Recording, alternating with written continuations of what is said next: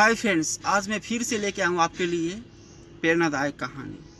तो चलिए बिना वक्त गवाए कहानी को शुरू करते हैं। शीर्षक का नाम है समय की कदर। एक गांव में 3 लड़के रहते थे, राम, श्याम और राजू।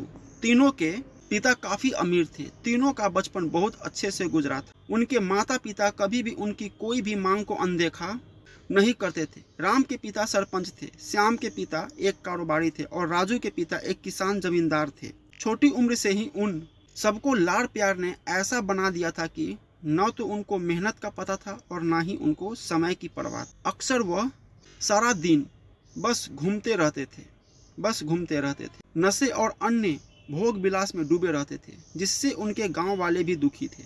सरपंच और बड़े लोगों के बच्चे होने के कारण उनकी कोई शिकायत कर पाने की हिम्मत नहीं कर पाता था, जिससे उनका मनोबल और बढ़ गया था। एक दिन उनके गांव में बहुत तेज बारिश हुई, जिससे सब लोगों को नुकसान हुआ, जिसमें इन तीनों के पिता भी थे। लेकिन इतना कुछ होने के बाद भी उनके बेटों का वही हाल था। वो बस घूमते, नशा करते, भोग विलास करते रहते थे। माँ बाप काफी चिंतित रहा करते थे। ये तीनों भले ही कितने गंदे थे, लेकिन इन तीनों के अंदर एक खास बात थी जिसकी पहचान किसी को नहीं थी और उनको खुद को भी पता नहीं था।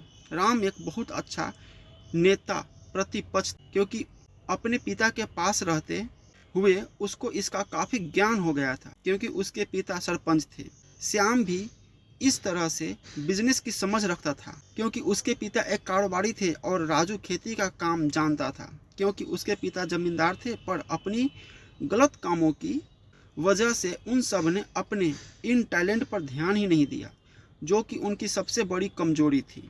इस तरह से इनकी बदमाशियों को देखकर इनके पिता उन्हें सीख देने को सोची।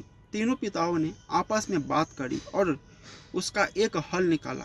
तीनों पिताओं ने अपना अपना काम अपने अपने बेटों को सौंप दिए, जिससे उनको समय की कदर का पता लग सके।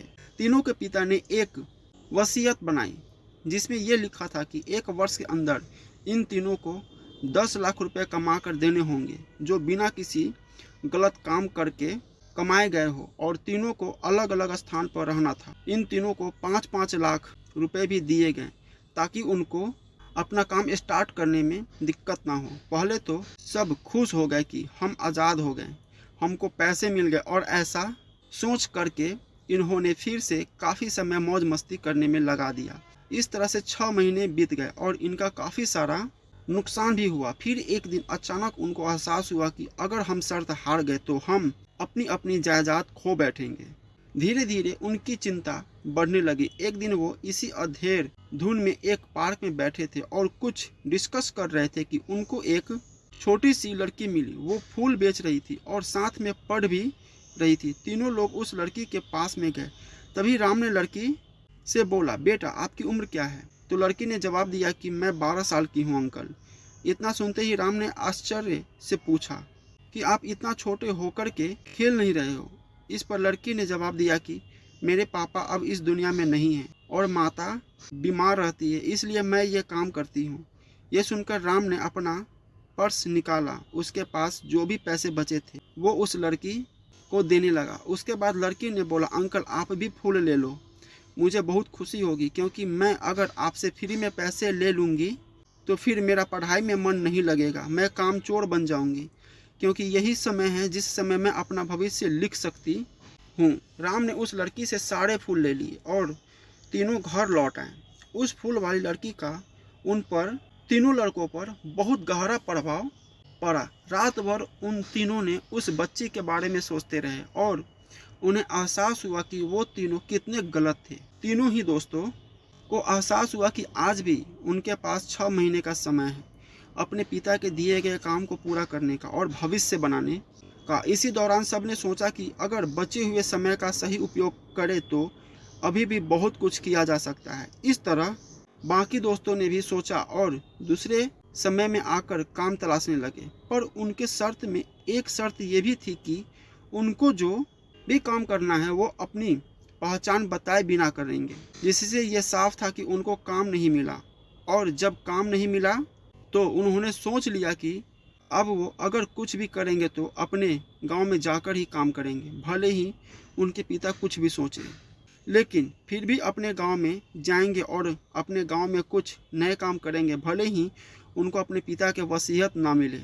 तीनों लड़के अपने गांव में फिर से आए और अपने अपने पिताओं से जाकर मिले और उन्होंने अपने अनुभव के बारे में बताया और बोला कि वो आगे से ऐसी गलती नहीं करेंगे और वो उन्हें माफ़ कर दे। लेकिन पिता तो शर्त पे ही अड़े थे। लड़कों को कोई दया नहीं मिली।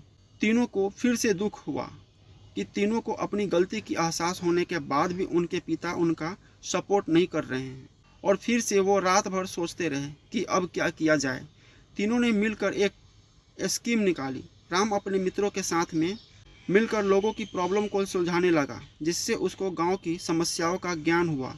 इसी तरह श्याम भी गांव के विकास के लिए नए नए तरीके सीख गया और राजू को किसानों और बीजों का ज्ञान हो गया। जाने से उसको काफ़ी फायदा हुआ। तीनों ने मिलकर अपनी बाकी पैसों को सही ढंग से सही जगह लगाकर गांव को एक नया रूप दे दिया। उनकी कड़ी मेहनत से गांव के लोग क्या, दूसरे शहरों के लोग भी उनकी तारीफ करने लगे। उनका गांव तरक्की करने लगा। नई तकनीकों के कारण हर वर्ग के लोगों से उनका जुड़ाव होने लगा और एक समय आने के बाद उनके पिताओं ने भी उनको माफ़ कर दिया। इस तरह से दोस्तों उन तीनों को समय की कीमत का अंदाज़ा हुआ कि पहले वे कितने समय बर्बाद कर रहे थे, लेकिन जब से उनको समय की कीमत का अंदाज़ा हुआ तब से उनको समय को बर्बाद नहीं किया और काम करके पैसा कमाया, नाम कमाया और ये सीखा ईमानदारी से ज़िंदगी कैसे जीते हैं। दोस्तों कुल मिलाकर कहने का मतलब यही है कि आप सभी समय को बर्बाद ना करें। अगर ये समय आपके हाथ से निकल गया तो कुछ नहीं कर सकते हैं आप। हाँ, समय के पास इतना समय नहीं है कि वो आपको दोबारा समय दे। समय बर्बाद करने का हज़ारों तरीका है, लेकिन आप ऐसा कोई तरीका चुनिए जो आपकी ज़िंदगी बदल दे, इस समाज की ज़िंदगी बदल दे, इस देश का भविष्य बदल दे। तो फ्रेंड्स कैसा लगा स्टोरी प्लीज़ कमेंट करके बताइए और हमारे चैनल को सब्सक्राइब जरूर कीजिए। मिलते हैं अगले स्टोरी में।